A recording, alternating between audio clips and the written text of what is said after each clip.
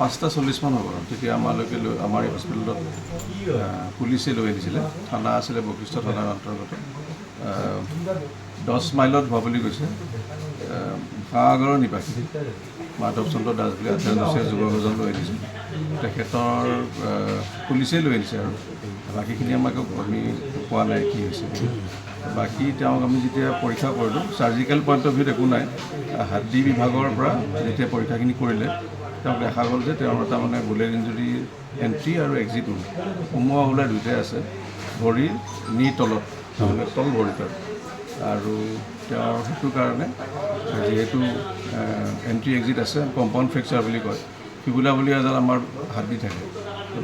type 3B ফিবুলাৰ fracture তেওঁৰ মানে ভৰি দিছে লেফ্টত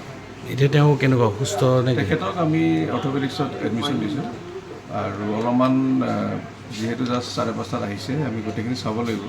নাৰ্ভৰ ডেমেজ হ'ব পাৰে কেতিয়াবা এনেকৈ গুটি লাগিলে কাৰণ বহুতখিনি নাৰ্ভবিলাক যায় বাকী তেজৰ ব্লিডিং চিডিং একো নাই এতিয়া কিন্তু বাকীখিনি আমি পৰীক্ষা আৰু কৰিব লাগিব সুস্থ আছে এতিয়া বৰ্তমান কিন্তু নিউৰোভাস্কুলাৰ ডেমেজটো আমি লাহে লাহে গম পাম বাকী কিছুমান পৰীক্ষা লাগিব